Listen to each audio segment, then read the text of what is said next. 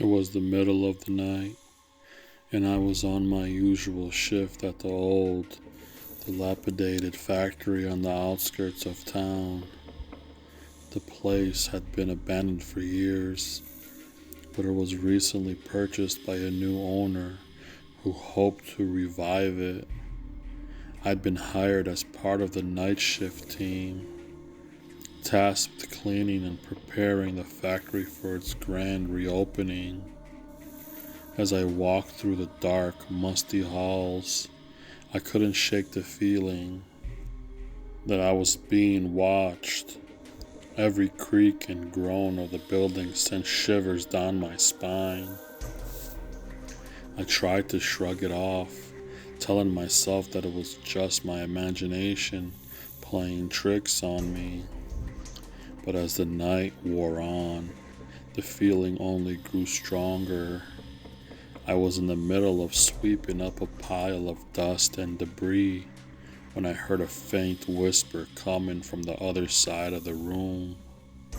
I froze, listening intently. It sounded like someone was whispering my name, my heart pounding.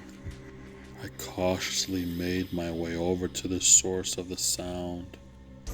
As I approached, the whisper grew louder and more distant. It was a woman's voice, soft and gentle, but with an undercurrent of desperation. "Help me," she whispered. "Please help me." I looked around, but the room was empty. I was alone, but the voice continued to plead with me, growing more insistent with each passing moment. I couldn't ignore it any longer. I had to find out where it was coming from. I followed the sound, my heart racing, until I reached a locked door at the end of the hallway. I fumbled with the key, my hands shaking with fear and anticipation. Finally, I managed to unlock the door and push it open. What I saw inside will haunt me for the rest of my life. The room was dark and musty, with a single flickering light bulb casting eerie shadows along the walls. In the center of the room was a chair, and sitting in that chair was a woman. She was thin and gaunt, with sunken eyes and hollow cheeks. Her hair was matted and tangled, and her skin was a sickly shade of gray. But what disturbed me most of all was the look of terror in her eyes. She was bound to the chair with thick ropes, her wrists and ankles raw and bloody from struggling against them. I rushed to her side, trying to untie the ropes that bound her. But as soon as I touched them, I felt a jolt of electricity shoot through my body. I stumbled back, my muscles convulsing in pain. The woman's eyes widened in fear. "Don't touch the ropes," she whispered. "They're electrified."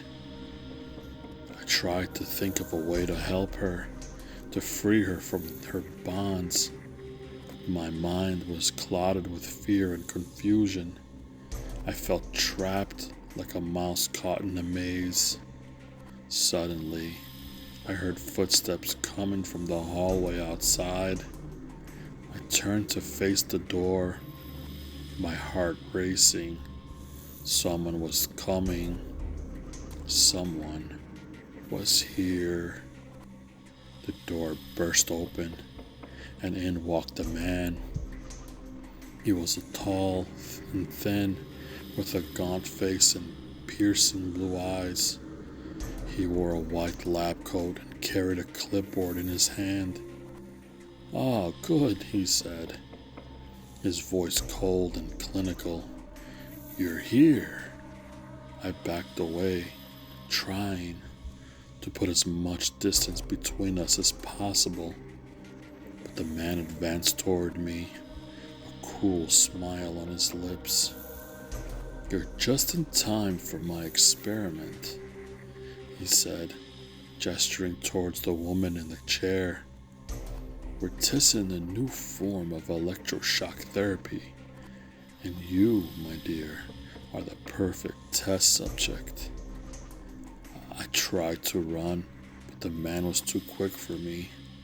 He grabbed me by the arm and dragged me towards the chair. I struggled and fought, but his grip was too strong.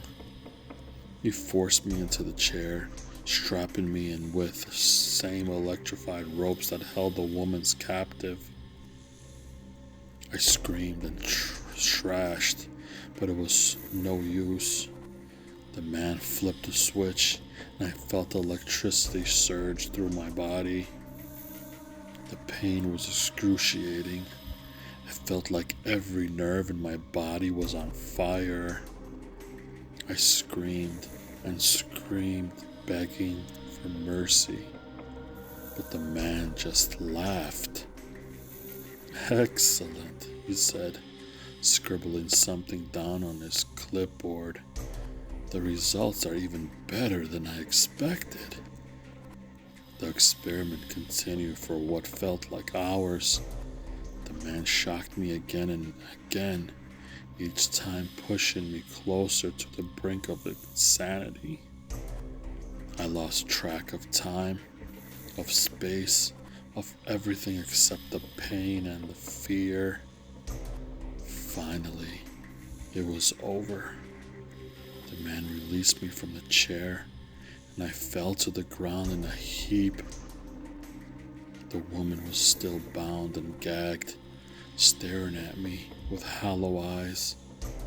I wanted to help her, to save her, but I was too weak and too broken. The man loomed over me, his face twisted into a cruel smile. "You did well," he said. "Very well indeed. You're going to make an excellent addition to our team." And with that, he walked out of the room, leaving me and the woman alone in the darkness. I don't know how long we sat there, bound and broken. Days, weeks, maybe even months. Time lost all meaning at that point. But eventually, we were rescued. The police raided the factory, arresting the man and his team of sadistic scientists. But the damage was already done. I was a shell of my former self, haunted by the memories of that night shift and the horrors that I had endured. I never went back to that factory again, but the memories lingered, a constant reminder of the darkness that exists in the world, and I couldn't shake the feeling that somewhere out there, someone else was going through the same horrors that I endured that dreadful night.